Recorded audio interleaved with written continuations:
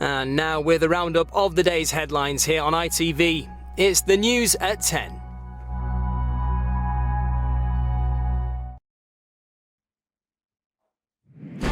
It has been a night of astonishing scenes at Westminster, with reports of jostling, manhandling, bullying and shouting outside the parliamentary lobbies in a supposed vote of confidence in the government. The Deputy Chief Whip was reported to have left the scene saying, "I'm absolutely effing furious, I just don't effing care anymore," before he resigned, along with the Chief Whip. But we've just been told they have now officially unresigned. The Home Secretary has, however, definitely gone. In short, it is total, absolute, abject chaos. This lunchtime at Prime Minister's Questions, Liz Truss was openly mocked by the Leader of the Opposition. A book is being written about the Prime Minister's time in office. Apparently it's going to be out by Christmas. Is that the release date or the title? I am a fighter and not a quitter. Tonight, no one has a clue what is going on, but it is hard to believe Liz Truss can survive even until the morning. And all the while, inflation came in at a staggering 10.1%, but for basic household goods, butter, milk, eggs, it was vastly in excess of that. We are having to choose whether we're going to eat or put the heating on. But before I was thinking, okay, hopefully it's not going to get to that, but now that's the reality. The daily reality of scraping by. Dan has another deeply affecting report from the northeast. Yeah, weekly shopping is just a joke now. I'm putting pennies here and pennies here. I'm struggling as it is. I can't afford to struggle more than I am now. That would just be unthinkable. And the Iranian climber arrives home to a hero's welcome after her perceived act of rebellion in Seoul.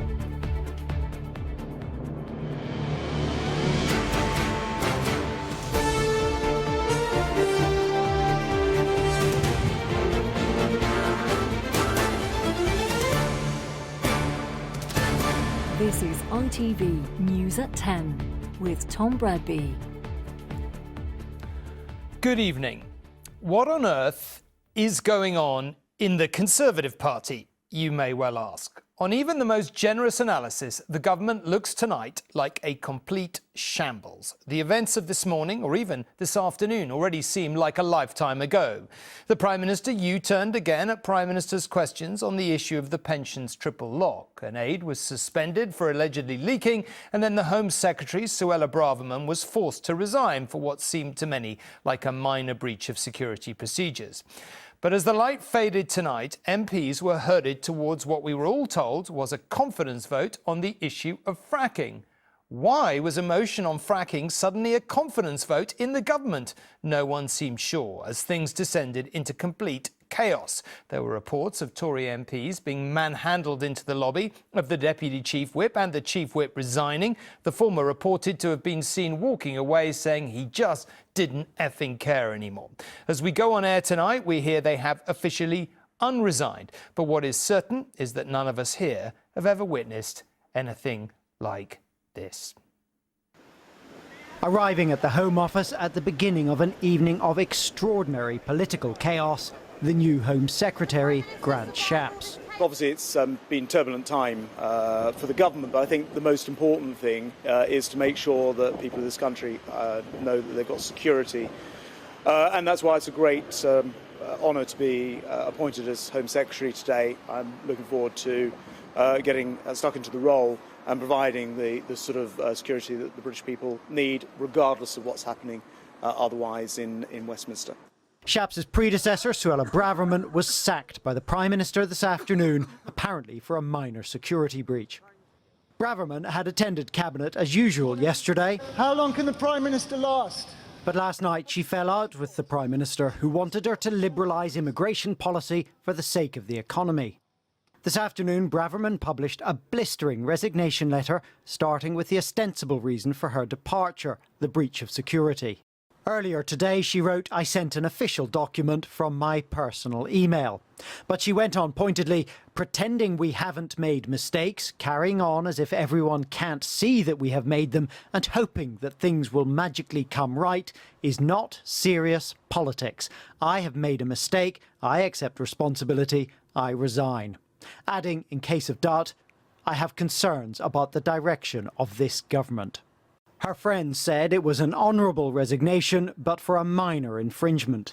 To be clear what this was a written ministerial statement in draft. It was going to be published tomorrow, and it contains material that's mostly already been briefed. So people shouldn't think this was especially sensitive, and certainly not by the standards of what Home Secretaries deal with. Labour say it's part of a bigger picture. Well, I think the Conservative government seems to be just falling apart at the seams. To appoint and then sack both the Home Secretary and the Chancellor in the space of 6 weeks is totally chaotic. The day had begun with a new initiative. As inflation nudged above 10%, the Prime Minister and Chancellor agreed that pensions would rise in line with it. Ms Truss prepared to make the announcement at Prime Minister's questions, but she began with contrition. Mr. Speaker, I have been very clear that I am sorry and that I have made mistakes. A book is being written about the Prime Minister's time in office. Apparently, it's going to be out by Christmas. Is that the release date or the title?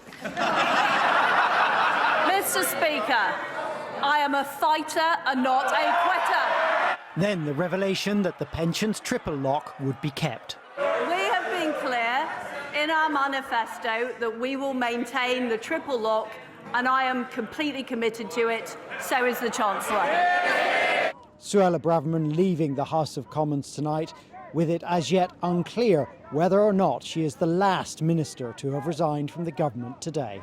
Carl Dinnan, News at 10, Westminster.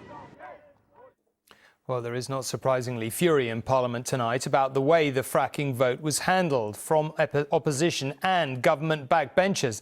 The Labour MP and former Minister Chris Bryant said there had been manhandling and bullying during the voting process. For the government, the Business Secretary Jacob Rees-Mogg blamed the confusion on what he called a junior official at 10 Downing Street. He explained, perhaps only he could, that it was one of those unfortunate miscommunications that occasionally happens. That is not how many on his own side saw it. A vote on fracking that for some reason the government had decided to turn into a vote of confidence in Liz Truss, or had it. Just before MPs went into the lobbies, the minister closing the debate said this. Quite clearly, Madam Deputy Speaker, this is not a confidence vote, but it is an attempt by Her Majesty's. It is. If that was intended to calm things down, it failed. There were chaotic scenes in the lobbies as MPs went in to vote, and allegations of bullying by senior Tories. This photo, taken by the Labour backbencher Chris Bryant, said to be evidence of that. He later described what went on. I saw members being physically manhandled into another lobby and being bullied. If we want to stand up against bullying in this House of our staff, we have to stop bullying in this chamber as well, don't we? The Deputy Speaker then almost lost her temper. We will have a little bit of good behaviour for a moment on both sides of the House. Jacob Rees-Mogg, one of those accused of bullying, rejected the accusations, but he did say he had heard someone swearing in the lobby. There are wildly conflicting accounts as to what exactly happened in the voting lobbies this evening, even as to whether the Chief Whip, Wendy Morton, had in fact resigned or not. Either way, it's a sign of the utter chaos now engulfing the Truss premiership. There was shouting, there were pointing that the 3 or 4 Tory MPs who were uncertain how they were going to vote were, I would say, being very aggressively intimidated. This senior Conservative MP says enough is enough. I mean, this is chaos, it is unforgivable, it's nonsense. I mean, I spoke to the whips today who were making the case for the Prime Minister. I mean, I listened politely, but this is a disgrace. You want her to go? Of course I do. I think most colleagues want her to go now, and have done for a couple of weeks. A Prime Minister that no longer seems to have control of either her ministers or her MPs. Libby Vina, News at 10, Westminster. And Carl is in Downing Street tonight. Carl, I don't know where we even begin on this evening, but, you know, Charles Walker there, a Tory MP, describing it as a disgrace. Just talk us through the scenes this evening.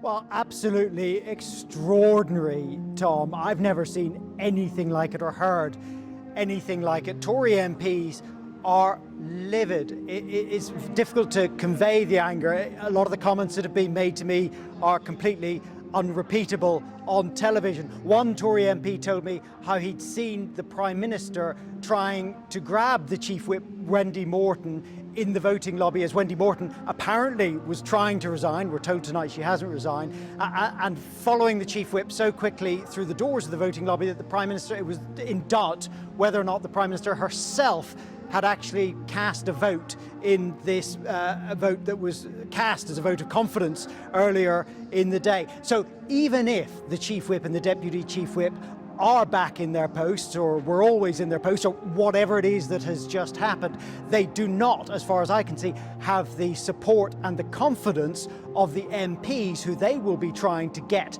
to vote for the government's programme over the coming days. Absolutely extraordinary mess within the Conservative Party tonight. Well, Carl, you've obviously got the noises off we always have in Downing Street these days, particularly on nights like this. But, you know, if this is the end of Liz Truss, how, in your view, could that happen? Well, look, the 1922 committee executive are supposed to be meeting tomorrow. In theory, Liz Truss is protected for a year as a new Prime Minister, but those rules could be changed and there could be a vote of confidence. But the truth is that none of that matters when the political reality is that she doesn't have the support of her MPs. Both her predecessors were eventually toppled by political reality, which is when basically enough MPs have gone to tell Sir Graham Brady, or enough of her cabinet colleagues have decided that time is up, and they go and see her and say, that's it, you're finished. And the way tonight has gone down, people are now thinking that that could happen very soon, and not in the couple of weeks that they previously thought she might have of grace. OK, Carl, thank you very much. Well, believe it or not, we are just 43 days into Liz Truss's premiership, just 6 weeks to turn a 71-seat majority into a government in complete chaos.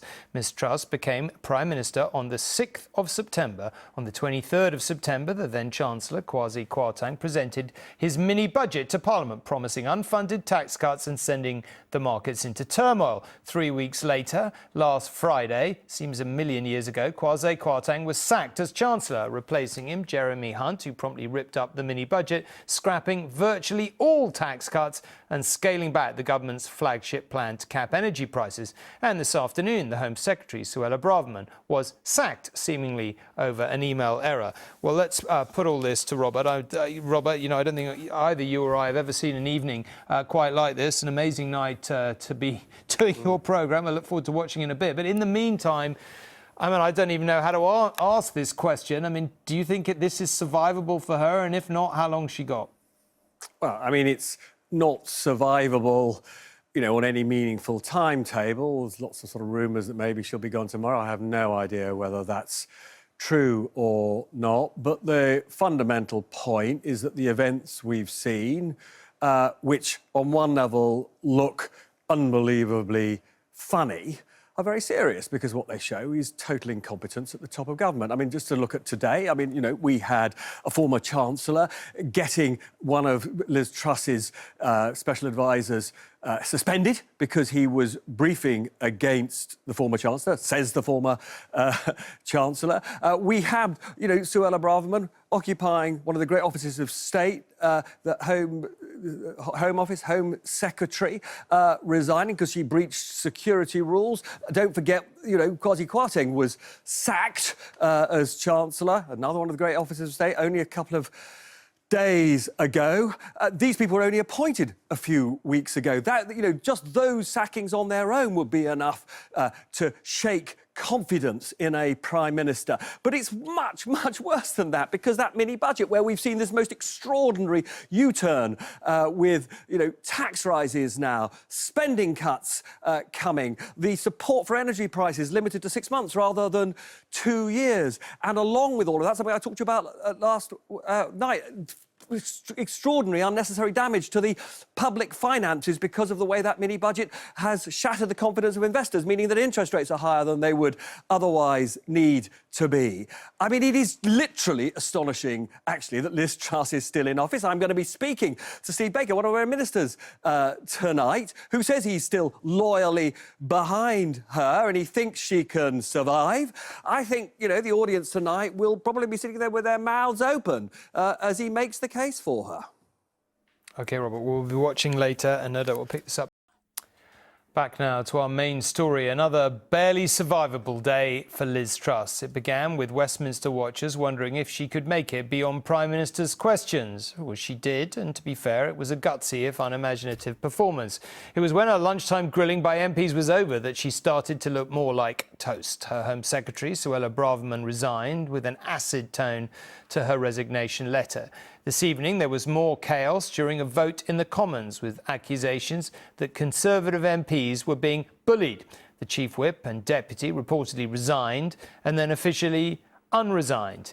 It is 6 weeks and 1 day, believe it or not, since Liz Truss entered Downing Street. Another 24 hours like today, and her nights inside Number 10 could be very limited indeed. Good night, and thank you for watching.